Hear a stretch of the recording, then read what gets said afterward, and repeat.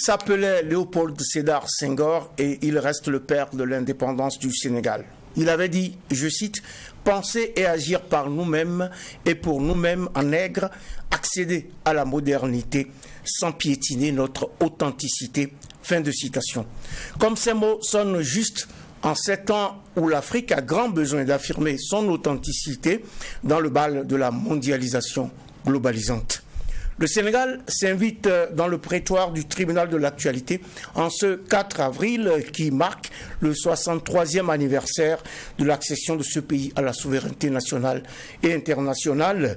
Et avec nous, pour cette halte socio-politique dans un pays où le débat sur le 3e mandat de l'actuel président Macky Sall fait rage, Firmin Nana. Il est docteur en sciences politiques, chercheur à l'Institut national des sciences des sociétés du Centre national de la recherche scientifique et technologique, INSS-CNRST. Bonjour Monsieur Nana et merci d'honorer notre convocation. Merci bien, c'est pour honorer. 2 juges siègent également pour cette audience du tribunal de l'actualité. Bonjour juge Bernard Bougman. Bonjour président Tomagui, bonjour juge Vaha, bonjour madame, monsieur. Bonjour juge Bougman, bonjour président Tomondi, bonjour auditeurs et téléspectateurs. Bonjour à toutes, bonjour à tous et bienvenue à cette nouvelle audience du tribunal de l'actualité. Un tribunal de l'actualité que vous suivez sur la télé interactive True TV en simultané sur Watt FM ainsi que sur nos plateformes numériques. Et pour ouvrir cette audience, place aux avant-propos des juges que je convoque à présent.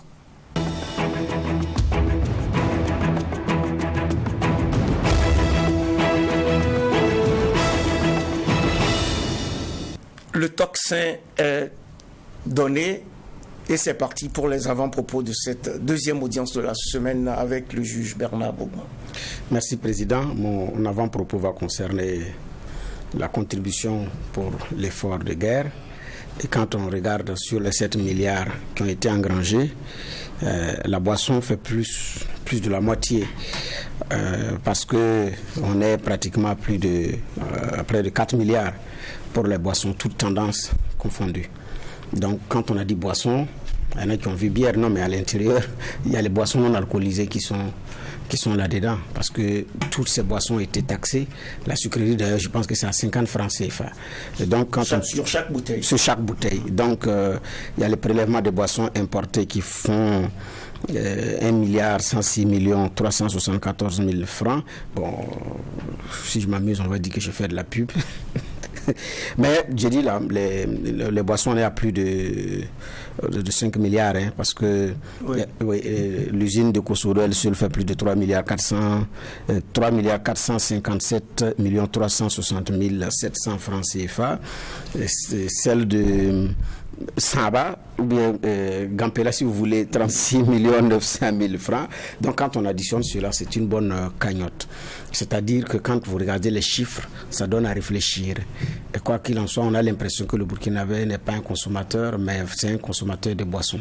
J'ai dit boissons, pas forcément alcoolisé. Donc, quand on regarde les chiffres, c'est une bonne cagnotte pour cet effort de guerre. Donc, c'est-à-dire qu'effectivement, par rapport à l'effort de guerre, il y a des niches, parce qu'il y a aussi la contribution même du tabac. Le tabac, ça fait plus de 300 millions. Il manque quelque peu pour faire 400 millions de francs CFA en termes de contribution. Sans oublier que c'est ce week-end-là, vers la fin du week-end, comme c'était le 31, le directeur général des impôts a rappelé que les TVM doivent être payés, les taxes de à moteur, les taxes de résidence également doivent être payées. Et c'était la ruée vers les hôtels de finances. Mais c'est sûr maintenant qu'il y en a qui vont payer avec des pénalités parce que le 31 mars a été échu. Donc il y en a certainement qui vont payer avec des pénalités. Pour ceux d'ailleurs qui ne payaient pas ces taxes, parce qu'il y en a qui ne payaient pas depuis que ça a été instauré, depuis que la taxe sur les véhicules à moteur a été instaurée, il y en a qui n'ont jamais payé, sauf si ils ont été épinglés en circulation et payés avec d'ailleurs les pénalités, comme je le dis. Donc ça fait une bonne cagnotte, je dis bien, pour l'effort de guerre. C'est bon de faire le point pour que les uns et les autres sachent.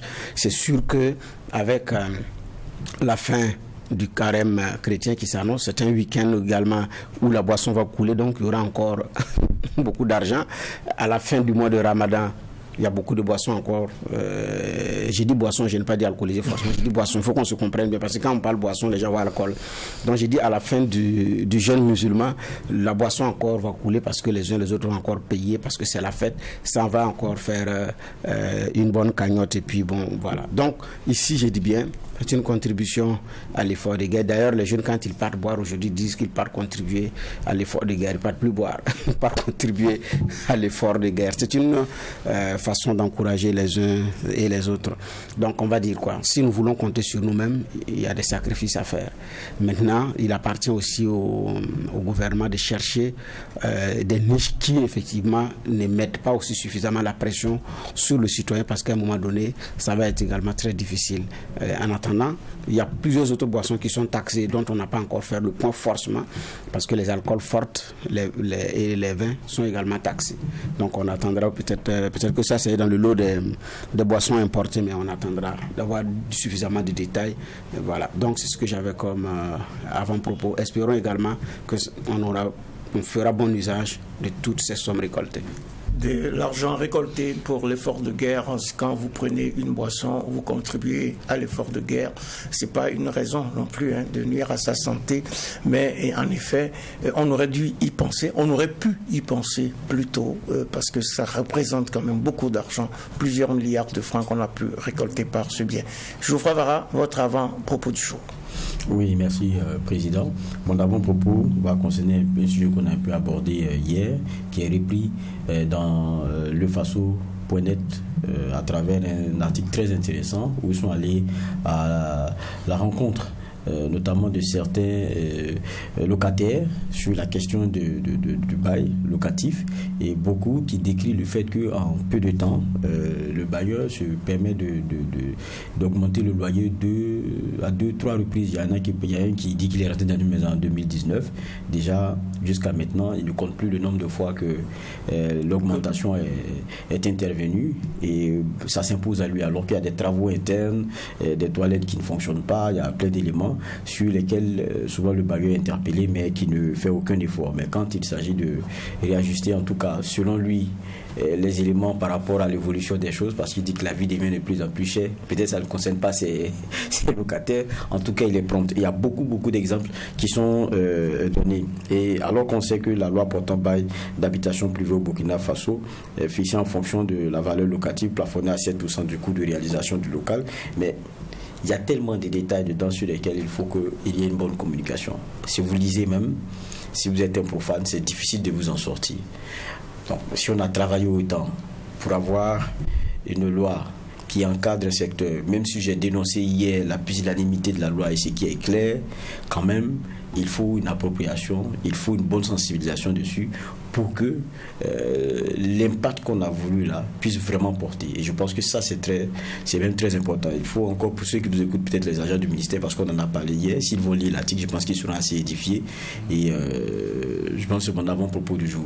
On a commencé un combat qu'on n'a pas terminé et on passe souvent à autre chose. Oui, on a commencé un combat qu'on n'a pas terminé. Il va falloir regarder tout cela de plus près. Cette affaire entre locataires et bailleurs m'inspire d'ailleurs cette chanson d'un artiste togolais, Abouti Yao, qui traduit les galères du locataire en disant justement la maison c'est pas quelque chose qu'on porte sur sa tête ou sur son dos, sinon chacun pourrait porter sa maison ou sur sa tête ou sur son dos pour arriver là où oui, vous me permettez juste une précision, j'avais dit que c'est 5 milliards, je me suis trompé.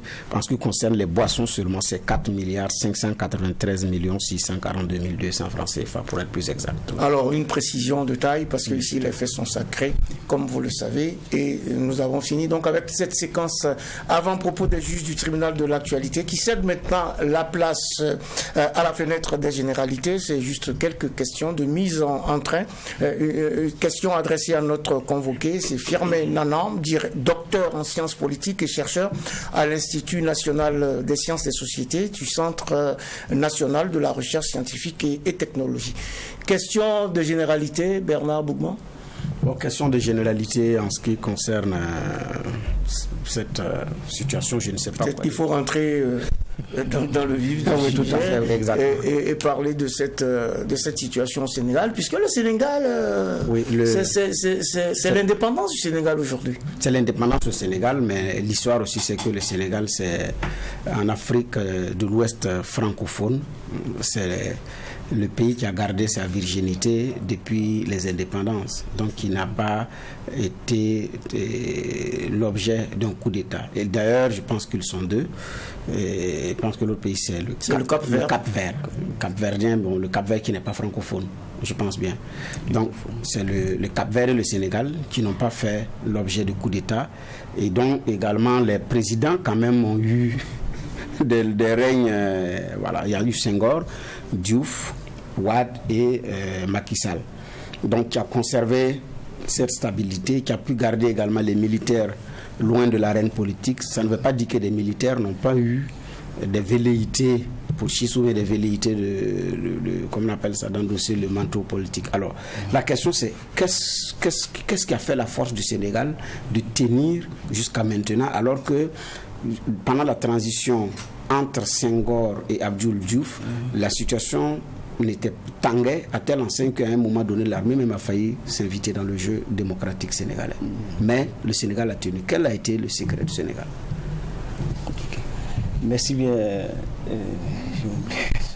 Juge Bougma. Merci bien, Juge Bougma, pour la question. Et tout d'abord, j'aimerais souhaiter bonne fête aux Sénégalais et souhaiter que l'année qui commence pour le Sénégal soit une année beaucoup de paix, de prospérité et surtout de santé, et que les Sénégalais sachent raison garder pour ne pas aller jusqu'à l'indésirable.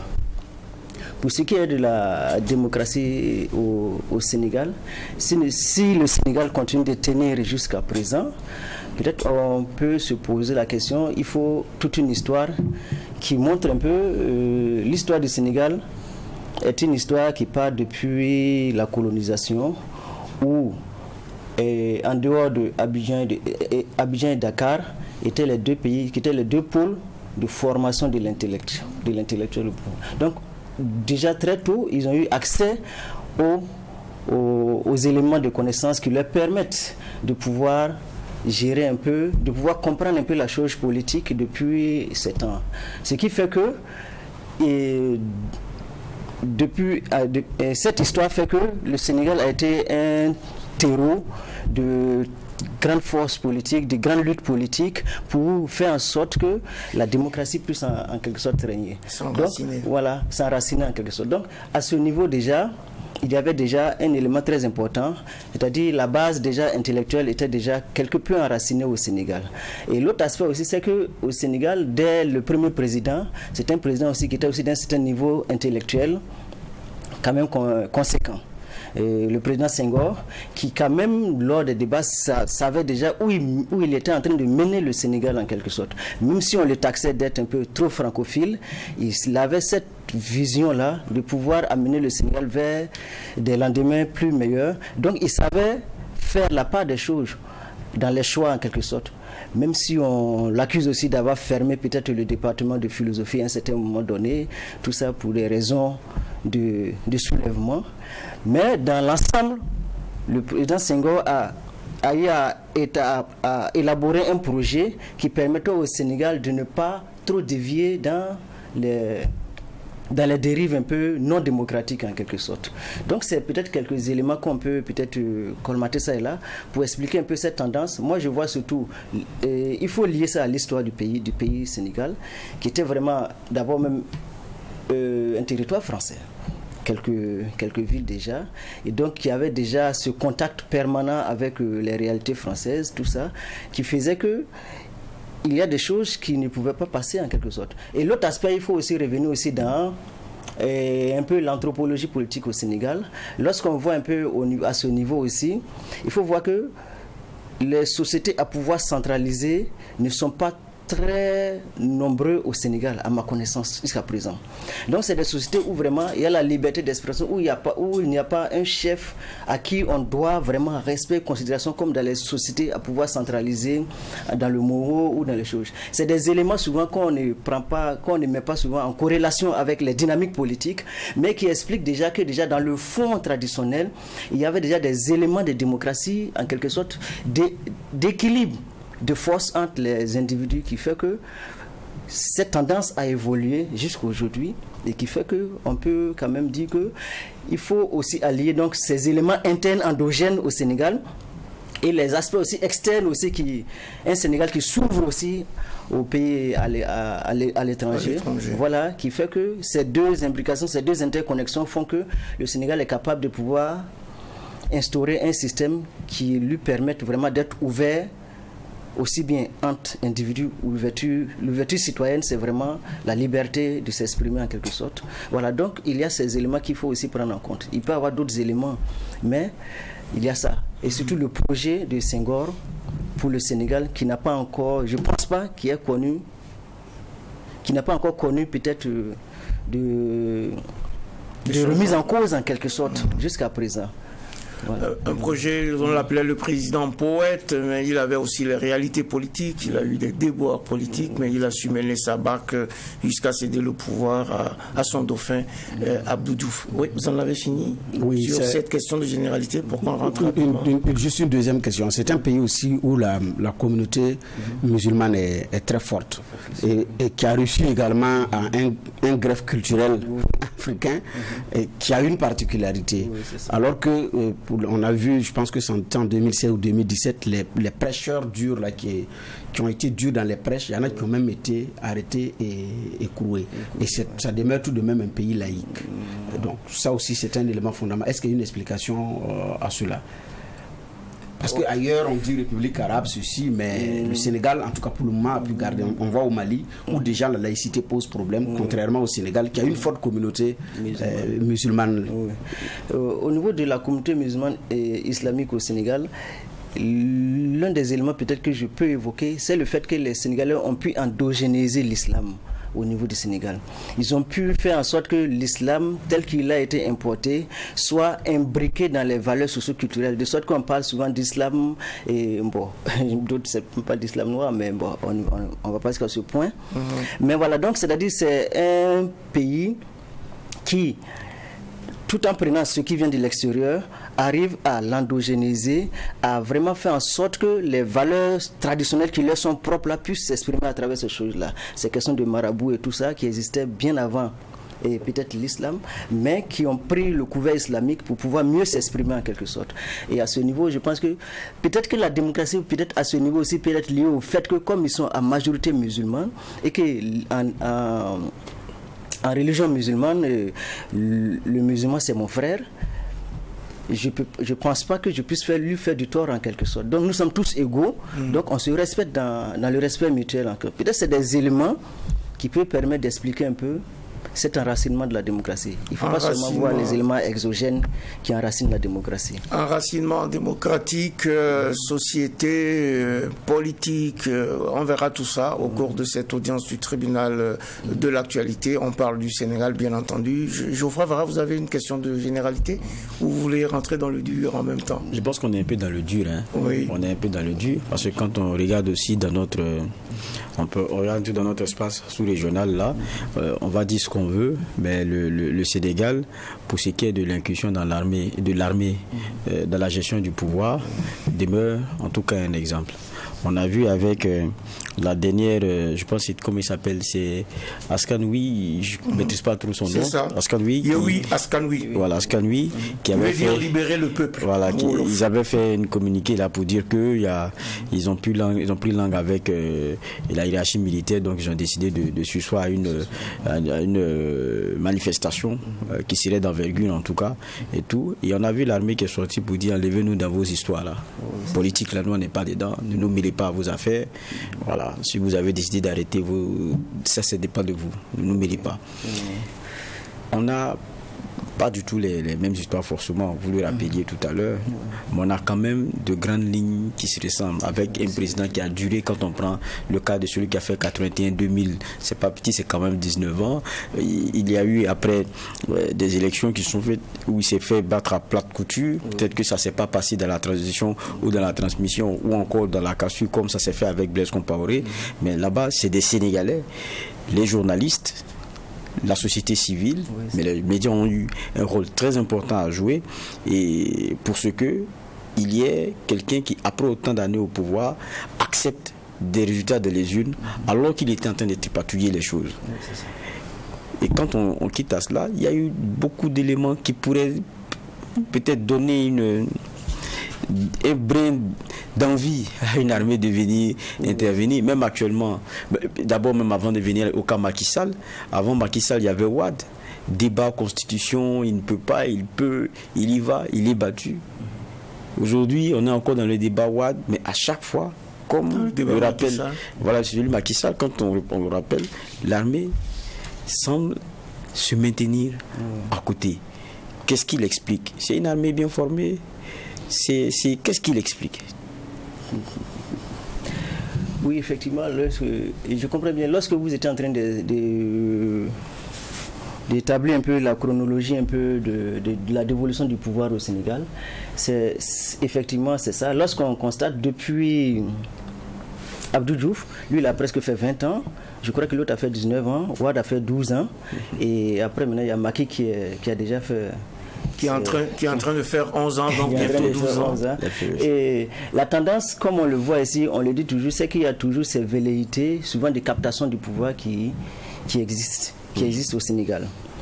Après Abdoulaye Senghor et après Léopold Sédar Senghor, au niveau de Diouf, comme on le disait, il y a eu une veille citoyenne qui a fait que il n'a pas pu vraiment, les élections telles que les unes l'ont exprimées, c'est ce qui a été retenu. Et au niveau de Wade aussi, il a eu quelques velléités aussi, et Macky continue. Donc, c'est-à-dire, lorsqu'on voit un peu cette tendance, on voit un peu que certes, le Sénégal est une démocratie, mais c'est une démocratie à surveiller de près. Pour faire en sorte que ces velléités de captation de pouvoir par les acteurs politiques là vraiment ne s'enracinent pas. Parce que lorsqu'on constate, en réalité c'est parce qu'il y a aujourd'hui une société civile très forte au Sénégal, un système, une catégorie socio-professionnelle faite d'intellectuels et de sachants qui est vraiment très fort, qui est aussi très enraciné aussi, qui fait que vraiment ces choses-là, mais il faudrait que ces piliers-là ne puissent pas s'affaiblir en quelque sorte, pour que cette démocratie sénégalaise qui de temps en temps connaît des contradictions et des choses puisse toujours garder le cap jusqu'à sa destination de démocratie vraiment enracinée et consolidée. Maintenant, pour le cas aussi de l'armée, il faut aussi savoir qu'au Sénégal aussi, et dans les éléments de contexte, il ressort vraiment que les Sénégalais, à plus de 80%, en quelque sorte, 75% des cas, vraiment rejettent vraiment les pouvoirs militaires. C'est-à-dire, donc, il y a un sous-bassement, un subconscient collectif qui est là, qui vraiment, quel que soit le type de pouvoir militaire qui viendra, aura du mal à se faire accepter, à moins que ce soit vraiment pas une force aussi excessive qu'elle cherche à s'instaurer. Mais au niveau, la liberté citoyenne au niveau du Sénégal est vraiment revendiquée par les citoyens sénégalais. Donc l'armée, quand l'armée regarde ces tendances socio-culturelles, elle se dit, bon, même si on a des velléités, il faut aussi tenir compte que on ne peut pas gouverner sans la population. Et cette population est très vigilante, qui fait que l'armée peut-être, je ne sais pas si c'est parce qu'ils ont été bien formés, mais c'est les mêmes écoles que les autres pays africains et les autres militaires, ils ont fait dans les autres pays. Voilà, ils ont fait les mêmes écoles, peut-être ça. Mais on ne sait pas si vraiment la tendance, bonne formation, bonne école militaire, permet vraiment aux militaires sénégalais de se mettre un peu de côté. C'est des hypothèses. Mais moi, l'hypothèse principale que je pense qu'on puisse tenir, c'est vraiment cette forte veille citoyenne qui amène les militaires vraiment à se dire qu'ils sont au service du peuple et qu'ils ne peuvent pas prendre la force quand on leur demande de garder, ils sont chargés de veiller sur la force. Ils ne peuvent pas utiliser cette force pour leur propre intérêt en quelque sorte. Ça, c'est vraiment ce qu'on demande vraiment à tout militaire. Lorsqu'on vous confie une force, on vous demande de protéger une certaine force, ne faites pas usage privé et intéressé de cette force pour vos propres intérêts. La plupart des militaires, parce que je suis fort, j'utilise la force pour faire ce que je veux. Alors que cette force qu'on a, c'est la force du peuple qu'on vous donne. Oui, c'est la force du peuple qu'on vous donne pour vraiment gérer. Mais si vous dites cette force du peuple contre le peuple, on se demande, voilà, il y a problème. Ouais, il y a un problème, monsieur Nana. En effet, on va avancer dans cette émission parce que justement, cette armée du Sénégal est restée, ou en tout cas a réaffirmé encore le week-end dernier sa posture républicaine, demandant aux politiques donc de la tenir hors du débat politique pour l'intérêt de la nation. C'est la deuxième audience du tribunal de l'actualité pour cette semaine, avec sur la table des juges la situation sociopolitique du Sénégal en ce jour où ce pays célèbre le 63e anniversaire de son indépendance, une célébration placée sous le thème « Force de défense et de sécurité dans la préservation des ressources naturelles ». Nous avons sur notre plateau Firmin Nana, il est docteur en sciences politiques et chercheur à l'INSS CNRS-ST. On ne va plus faire tout le débat contextuel. Cette indépendance intervient dans un contexte sociopolitique difficile, avec l'opposition, avec les avatars de l'opposition, le courant ne passe pas entre l'opposition et le pouvoir, mais aussi sur ce fond du débat du troisième mandat qui affleure à nouveau avec le président Macky Sall. Alors, sur ce débat-là, quels sont les fondements de ce débat et comment est-ce qu'on en sort aujourd'hui? Monsieur Firmin Nana. Le fondement du débat... Oui, comment on arrive finalement à ce débat sur le troisième mandat qui devient récurrent dans plusieurs pays sur notre continent, parce que depuis quelque temps, c'est comme si on a attrapé le virus du troisième mandat sur le continent. Oui, vraiment c'est une question dont les réponses ne peuvent être que des hypothèses. Parce qu'on n'arrive pas à comprendre qu'est-ce qui fait qu'il y a toujours ce grand écart entre ce qu'on a prévu de faire et ce qu'on fait réellement, les pratiques de terrain en quelque sorte. On décide qu'on doit faire 2 mandats et pas plus, et une fois qu'on est dans le système d'action, dans le jeu des acteurs, on arrive à pouvoir se retourner la veste et essayer de pouvoir rebeloter au détriment des tests. Donc le rapport du citoyen africain aux tests qu'il élabore lui-même, c'est des éléments qu'il faut questionner. Est-ce que ces tests sont des tests qui, vraiment, sont des tests qui émergent de nos dynamiques sociopolitiques, socio-anthropologiques, de sorte qu'on se sent dans ces tests et on arrive et on les respecte facilement. C'est-à-dire aussi c'est l'appropriation. Tant que ce n'est pas enraciné dans nos valeurs socio-culturelles, on se dit que bon... Et pourquoi limiter un pouvoir? Je me rappelle au Burkina ici, on disait, lorsque les opposants marchaient, et certaines personnes disaient que mais est-ce que le chef il est mort? Il vit toujours. Si le chef il vit toujours, pourquoi est-ce qu'il faut l'empêcher de continuer au pouvoir? Bon, ça c'est des tendances. Mais peut-être que je me dis seulement c'est que lorsqu'on prend ces éléments de troisième mandat, l'un des problèmes que ça pose souvent, c'est vraiment nos partis politiques. Est-ce que dans nos partis politiques, nous sommes porteurs d'un projet qui peut être porté par des gens qui sont compétents dans les partis politiques, où il n'y a seulement qu'un homme providentiel dans les partis politiques pour pouvoir porter les projets, de sorte que quand ils ne sont pas là, le projet qu'on a mis en place ne peut pas être porté, ne peut pas être incarné par d'autres personnes. Alors oui, pour recentrer le débat Firmin Nana, et pour donner la parole au juge, au regard de ce qu'on a développé jusque-là, on aurait pu penser que cette question ne se poserait pas au Sénégal, mais voilà qu'aujourd'hui, après Wade, on est encore sur ce débat avec Macky Sall, Bernard Bougma. Oui, tout à fait. Effectivement, on ne pensait pas que ce débat allait être posé sous Macky Sall. Mais c'est aussi l'une des particularités du Sénégal. Même sous Abdou Diouf, on a vu, Senghor d'abord, puis Abdou Diouf face à Wade et Wade face à Macky. Bon, chacun tente un passage en force, et humilié entre griffes. Battu à la régulière par les urnes. Mais bon, le prédécesseur qui vient prendre dans ces conditions-là, sans tête, à répondre, comment on appelle ça, à reprendre les mêmes choses. C'est ce qui est incompréhensible. Parce qu'on ne s'attendait vraiment pas à ça avec Macky Sall. Oui. Bon, tout porte à croire que en Afrique, quand vous montez, pour redescendre, c'est encore compliqué. Parce que les présidents qui se sont succédés, c'était pratiquement dans les mêmes conditions qu'ils ont quitté le pouvoir. Alors, la question c'est pourquoi Macky fait ça?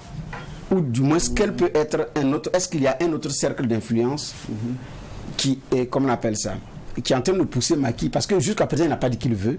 Il n'a pas dit qu'il ne veut pas. Il maintient le clair-obscur, comme tous ceux qui veulent d'ailleurs un troisième mandat. C'est ce qui fait que nous estimons que ce silence vaut approbation. Ça, c'est des spéculations que nous faisons. Et dans ces conditions-là, est-ce qu'il y a une force, quelque part, qui puisse dire, Macky, vas-y, ça doit pouvoir marcher? Ou bien c'est un choix personnel? Choix personnel, puisqu'on ne prend pas le pouvoir seul. Tout à fait. C'est tout un système qu'on met en place pour porter le pouvoir. Et lorsqu'on porte le pouvoir, si on voit que le système marche, on a toujours cette envie de continuer. Donc, c'est-à-dire, je ne pense pas que ce soit un choix personnel.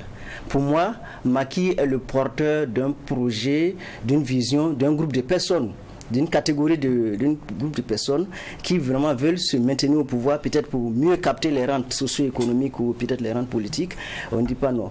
Mais c'est vraiment au stade des hypothèses. Mais est-ce qu'il y a des influences extérieures? À ce qu'on sache, lorsqu'on voit les ramifications du président Macky avec certains acteurs externes, on peut quand même émettre cette hypothèse en disant qu'il y a un système conçu par Macky Sall qui arrange aussi bien le Sénégal que des acteurs extérieurs. Et ces acteurs extérieurs ne connaissant pas quel est le nouvel acteur qui va venir, quelle est surtout sa visée, surtout quand on voit que c'est peut-être le plus en vue, le plus en vogue. C'est vrai qu'il peut y avoir des gens discrètement qu'on ne voit pas, mais le plus en vogue c'est Sonko, et on connaît ses idéologies en quelque sorte. En quelque sorte, je dis, puisque ça peut être aussi des stratégies aussi pour conquérir le pouvoir, et après ça, on peut se modifier. L'homme est comme ça. Donc, c'est-à-dire, on peut émettre la forte hypothèse qu'il y a des influences externes. On peut aussi émettre l'hypothèse aussi qu'il y a aussi des acteurs internes aussi qui sont favorables à ce que Macky reste au pouvoir aussi. Voilà, on ne peut pas vraiment trancher de façon absolue, mais on peut émettre ces deux hypothèses en quelque sorte. Voilà. Déjà avec déjà des acteurs internationaux, on voit déjà que l'économie sénégalaise est une économie, certes, même si c'est la deuxième de la zone UEMOA après la Côte d'Ivoire, si je ne me trompe pas, c'est une économie généralement extravertie. C'est-à-dire la plupart des unités qui font la richesse du Sénégal sont des unités qui sont installées par qui ont des provenances extérieures en quelque sorte. Donc, ces gens vont aussi avoir un regard sur les dynamiques politiques au Sénégal aussi. Parce que l'économique aussi a besoin aussi de connaître la situation politique pour pouvoir faire, pour pouvoir... Et l'autre aspect aussi qu'a évoqué aussi le juge Bougma aussi, c'est cette tendance qu'on ne comprend pas, cette affaire du troisième mandat. Mais au fait, il ne faut pas qu'on soit toujours dans l'idéal, dans le normatif, pour dire que vraiment c'est ce qu'on attendait, c'est une attente. Mais la démocratie est d'abord un fait social, conçu par des hommes de façon historique, et la démocratie est aussi un projet inachevé, qui a ses contradictions internes et comme ses contradictions externes aussi.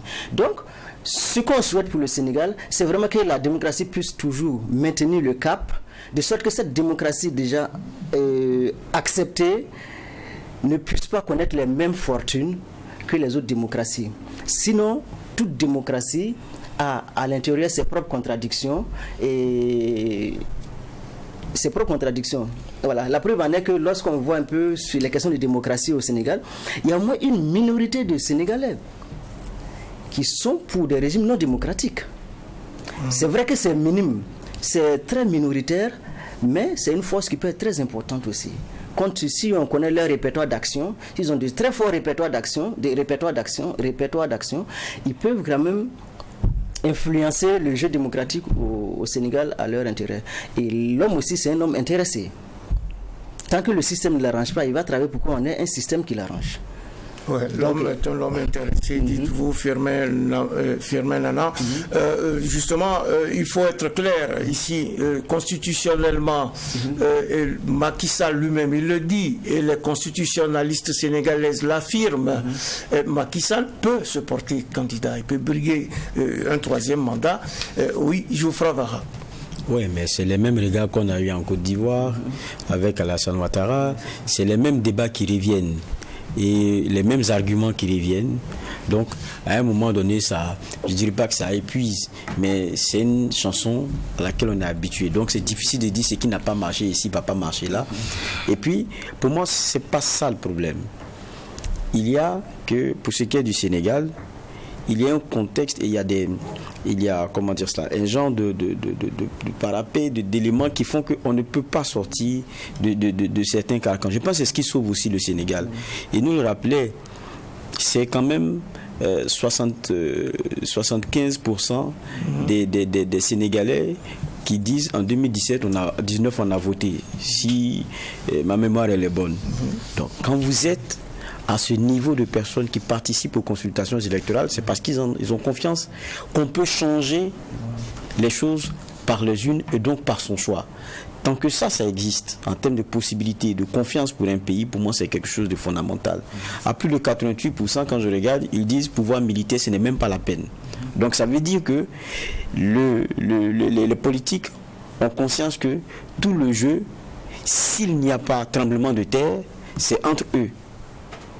C'est ça aussi qui est important. Donc, c'est un jeu de bras de fer qui continue, mais ça reste dans leur carcan, sans intervention militaire possible, donc coup d'État. Donc, ça reste un jeu, et c'est le Sénégalais, c'est-à-dire que le citoyen qui reste l'arbitre. Donc, ça confine un peu les choses. Et encore, je pense que l'affaire Diouf nous donne quand même des éléments pour comprendre que le Sénégalais, il s'est dit, même si tu veux rester et que tu as fait ta lecture de la Constitution, je parle de Diouf parce qu'il a fait un long mandat, il avait les leviers pour pouvoir continuer, mais quand on veut parler de parallélisme des formes, on va parler de plutôt Wade. C'est-à-dire, même si vous voulez rester, vous dites que la Constitution vous le permet ou quoi que ce soit, c'est le Sénégalais qui va trancher à la fin. Et ils ont des mécanismes pour que même quelqu'un comme Diouf qui a fait 19 ans au pouvoir soit assez verrouillé pour ne pas pouvoir tricher. Donc quand on est dans ce système-là, c'est plus facile.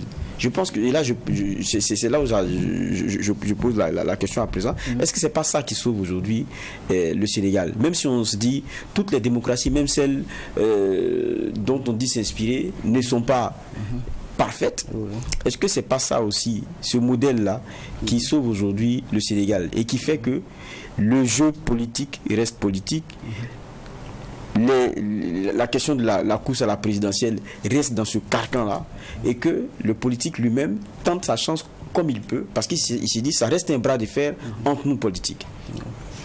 Oui, on peut émettre ces hypothèses-là, ces éléments de réponse, on peut émettre cela, mais cette veille citoyenne est vraiment très forte au Sénégal jusqu'à présent, qui fait que, quelles que soient les décisions des hommes politiques, le peuple arrive toujours à trancher.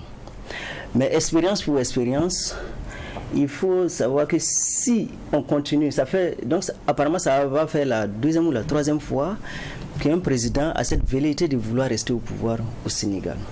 Donc il a des expériences. Et je pense que Macky s'inspire aussi de l'histoire politique du Sénégal aussi, pour voir comment est-ce qu'il va se présenter au troisième. Il va se présenter pour la troisième fois sans échouer. Donc ce qui est sûr, il fait des réflexions aussi à ce niveau aussi. Donc ce qui fait que, est-ce que, s'il prend le cas de Wade qui a fait la troisième candidature et qui a échoué, s'il essaie d'analyser les éléments qui ont favorisé l'échec, ou bien peut-être l'échec de Wade, il peut s'en inspirer pour peut-être remodifier de façon institutionnelle ou chose, quelques éléments très anodins qui vont peser lourd sur la balance à l'avenir. C'est un peu ce qu'il a fait pour son troisième mandat actuellement. Il a pris soin de pouvoir modifier des éléments dans la Constitution, passant de 7 à 5, voilà, ouais, pour lui permettre de pouvoir avoir cette troisième candidature-là. Donc, c'est-à-dire qu'il y a ces dispositifs institutionnels qui sont là, il y a la veille citoyenne qui est là aussi, mais aussi il y a la marge de liberté souvent très importante de l'acteur politique aussi qui sait surfer sur les échecs et les succès de ces acteurs passés pour pouvoir rebondir. Donc, peut-être à ce niveau, bon, on ne peut pas dire qu'on le souhaite, mais on se dit qu'on veut toujours que la force reste au peuple sénégalais pour pouvoir décider de ce qui est bon pour son avenir. Mais seulement, il sait que Macky, si il a accepté de faire une troisième candidature, c'est en connaissance de cause et avec la réunion de beaucoup de capacités. C'est vrai que la veille citoyenne au niveau des urnes, c'est très renforcé au Sénégal. Mais aujourd'hui, on sait que même aux États-Unis, ils ont décrié les élections. En France aussi, ils ont décrié les élections aussi. Donc, c'est quand même un élément sur lequel aussi il ne faut pas lésiner aussi en quelque sorte. Oui. Et l'autre aspect aussi que je veux venir, c'est peut-être au niveau des militaires dans le jeu politique. Moi, je pense qu'avec le président Macky, ce qu'on a observé, c'est qu'on a tendance à voir de plus en plus, même si l'armée sort pour dire qu'ils ne sont pas dans le jeu, on a tendance à voir une forte imbrication de l'armée dans le jeu politique. Les modes de répression qui se passent montrent un peu que l'armée, même si elle n'a pas pris position, a l'air de prendre position. Sauf si au sein de l'univers militaire sénégalais, il y a des éléments incontrôlés ou des éléments qui ne sont pas sûrs, qui font le travail du président à la place de l'armée. De l'état-major. De l'état-major. C'est ces éléments qu'il faut. Donc peut-être c'est à ce niveau qu'il faut vraiment... Moi, ce qui est un peu inquiétant, quand il dit inquiétant, l'élément sur lequel il faut miser, c'est vraiment le comportement politique de l'armée sénégalaise qui quand même connaît des dynamiques. Il y a des éléments où vraiment la position était tranchée, des années où la position était vraiment très tranchée. Où on voyait vraiment. Mais de nos jours, lorsqu'on voit un peu l'implication de cette armée dans le jeu politique, on se demande... Notamment dans la répression, vous voulez dire? Oui, la répression, souvent, c'est une répression souvent un peu exagérée. Peut-être qu'ils ont d'autres éléments, d'autres clés de lecture que nous, on ne connaît pas. Mais cette répression, souvent forte aussi, lorsqu'on veut interroger cette répression excessive-là, d'où ça vient, c'est des éléments qui amènent à voir un peu, est-ce que Macky n'est pas en train de faire un peu la cour entre griffes à l'armée sénégalaise. D'autant plus que lorsqu'on prend son discours, c'est mes chers compatriotes, mes voeux les meilleurs, c'est l'armée, et puis maintenant c'est les politiques économiques, c'est-à-dire l'accent est mis sur l'emploi. Comme on le montre bien, les Sénégalais sont contre les façons dont on met en place les politiques de l'emploi au Burkina Faso. Et effectivement, au Sénégal? Oui, au Sénégal. Et effectivement, lorsqu'on voit son discours, il a mis l'accent sur l'emploi en disant qu'il allait faire en sorte qu'il y ait une adéquation entre formation et emploi. Ça aussi, c'est aussi un thème vraiment bateau fourre-tout dans lequel on met tout. Est-ce que l'éducation doit forcément être axée seulement sur l'emploi ou l'éducation a d'autres buts? Oui, c'est ce qu'on va voir bientôt. Nous sommes donc à cette deuxième audience du tribunal de l'actualité avec Firmin Lana, chercheur à l'INSS CNRST. C'est un docteur en sciences politiques. Et vous avez dit tout à l'heure que Macky Sall, alors il faut réaffirmer que Macky Sall n'a pas encore dit qu'il est candidat. On attend toujours qu'il s'exprime sur la question. Il entretient donc le flou, un flou ambigu. Ce voyage entre la durée du mandat présidentiel ne date pas d'aujourd'hui. Depuis l'indépendance, en effet, a rappelé Ismaïla Madior Fall lors d'une rencontre de la Task Force républicaine de l'Alliance pour la République qui soutient d'ailleurs Macky Sall. Eh bien, de 7 ans à l'indépendance du pays, la durée du mandat présidentiel a d'abord été réduite à 4 ans en 1963, avant que Léopold Sédar Senghor ne la fixe à 5 années à partir de 1967. Puis, retour au septennat en 1991 avec Abdou Diouf. Son successeur, Abdoulaye Wade, a ensuite ramené la durée du mandat présidentiel à 5 ans, puis à 7 ans. Yo-Yo qui continue donc avec Macky Sall, élu en 2012 pour un mandat de 7 ans et qui a aussi au détour d'une révision constitutionnelle ramené le mandat constitutionnel en 2016 à 5 années. Et 5 années justement, il y a ce qu'on appelle la jurisprudence Wade qui font que son premier mandat de 7 ans est mis un peu entre parenthèses, n'est pas comptabilisé. Et c'est pour ça qu'au niveau constitutionnel, on dit qu'il peut très bien être candidat. De toute façon, il y a un précédent. Et justement, en fait, c'est là où se trouve le véritable problème. Alors, je fais les réformes, pourquoi et pour qui? C'est l'intention qui se cache derrière les réformes. Macky aurait dit, je fais les réformes pour les présidents sénégalais à venir, mais moi-même, je ne suis pas intéressé parce qu'à la réalité, se porter candidat... Alors, juste une précision, quand vous dites moi-même je ne suis pas intéressé, quand il faisait cette réforme constitutionnelle, il était sous le joug du septennat et il avait dit qu'il voulait que le quinquennat s'applique à son mandat en cours, c'est-à-dire à son septennat, que ce septennat-là soit réduit de 7 à 5 ans. Et le Conseil constitutionnel a dit c'est pas possible, ce mandat est hors de portée et vous devez terminer votre septennat. Donc les compteurs ont été remis à zéro après en fait, ce que je veux dire, c'est que Macky, même en enclenchant l'opération, savait que ça ne va pas être comptabilisé. Macky, ce n'est pas un homme politique qui vient d'arriver. Non, il a fait carrière. Il a fait carrière, il a de très bons conseillers juridiques. Et avant de lancer un tel projet, c'est-à-dire que toutes les variables, toutes les possibilités seront analysées à la loupe pour savoir quelle est la meilleure formule. Donc Macky savait que en allant devant le juge constitutionnel, ce qu'il dit ne va pas marcher. Il sait. C'est ça. Donc il a préparé son coup, c'est ce que vous voulez dire. Je ne pense pas que Macky soit suffisamment niais, excusez-moi le terme, pour ne pas le savoir. Non, je ne crois pas à ça. Non. Il sait ça. Maintenant, ça permet d'avoir, comment on appelle ça, sur le plan de la communication politique, ça lui permettait d'avoir des galons. Après, il dit, c'est pas moi, c'est le juge constitutionnel. Sinon, Macky n'est pas né, c'est pas un homme politique né de la dernière pluie. Non. Maintenant, effectivement, c'est ça, c'est là où le bas blesse. C'est-à-dire, je fais les réformes pourquoi et pour qui? Pour le Sénégal et pour les présidents à venir. Pour montrer ma bonne foi. Parce qu'effectivement, il peut être de bonne foi de vouloir un quinquennat pour le pays. Mais maintenant, effectivement, ça remet les pendules à l'heure. Pour éviter tout soupçon que c'est taillé sur mesure, la morale commande de dire je ne le fais pas pour moi, j'ai la possibilité de le faire, mais je ne le fais pas. Comme Nelson Mandela. Comme Nelson Mandela, je ne le fais pas. Tout près de nous, le regretté Luc Marius Ibriga, quand on a réorganisé la procédure de choix du contrôleur général d'État, ça remettait les pendules à l'heure, il n'était pas concerné mais il a dit non, je ne suis pas candidat. Pour des questions de principe et de conviction et la morale qui va avec le leader. Je ne suis pas candidat. Ouais. Et sinon, il a dit sur ce plateau, il avait bien la possibilité de le faire au nom des questions juridiques, mais il dit non.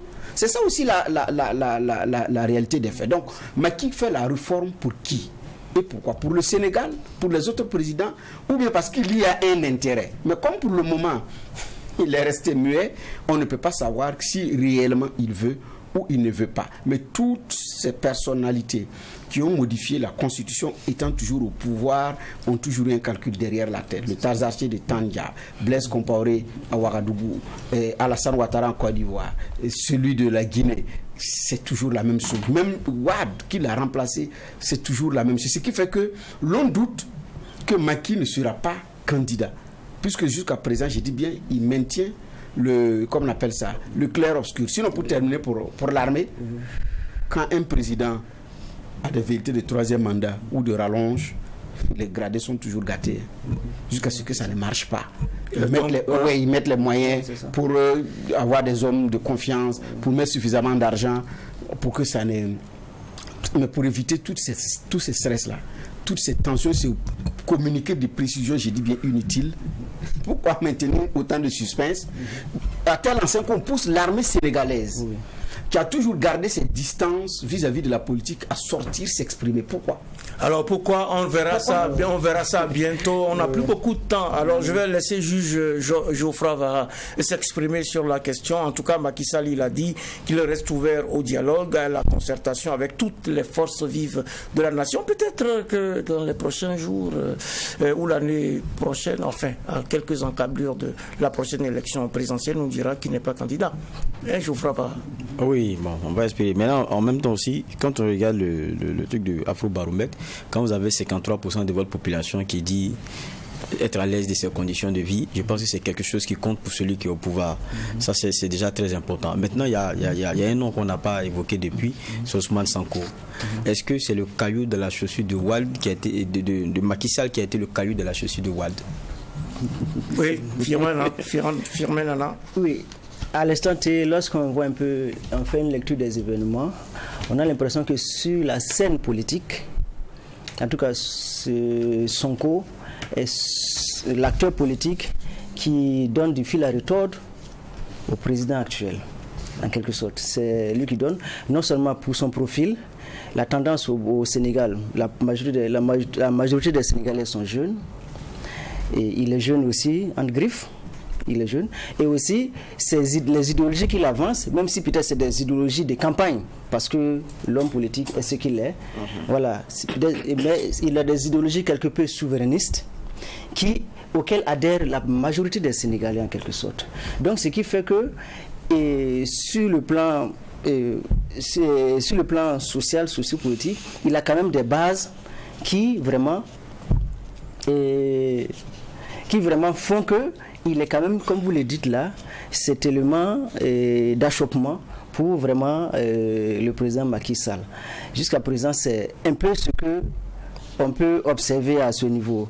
Et à ce niveau aussi, peut-être Macky, à travers toutes les tractations à travers toutes les tractations judiciaires de Sonko, on peut voir un peu, je ne sais pas, mais peut-être cette justice aussi, qui est aussi peut-être un peu utilisée pour peut-être saboter mentalement un acteur politique.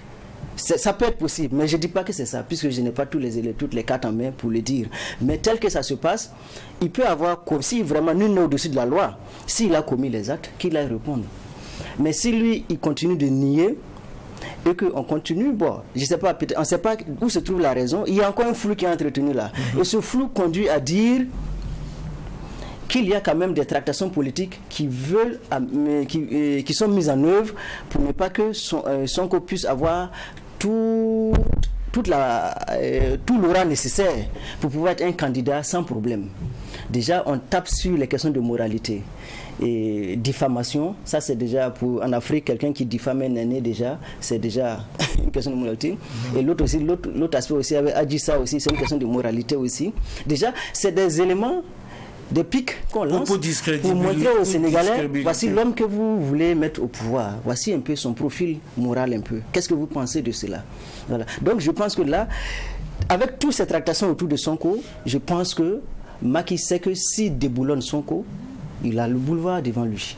Alors, on va s'arrêter là pour cette audience donc, du tribunal de l'actualité. Le Sénégal a presque 18 millions d'habitants, 63 années d'indépendance, 4 présidents, jamais aucun coup d'État et une velléité de 3e mandat qui est donc un téléchargement. On attendra de voir comment les choses vont se passer du côté du Sénégal. Ainsi s'achève cette audience du tribunal de l'actualité qui a évoqué, vous le savez, donc le Sénégal et le 3e mandat avec Firmin Nana.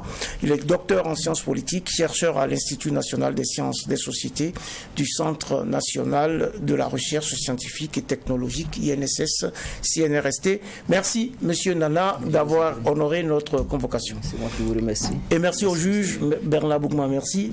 Merci à Geoffroy Vara.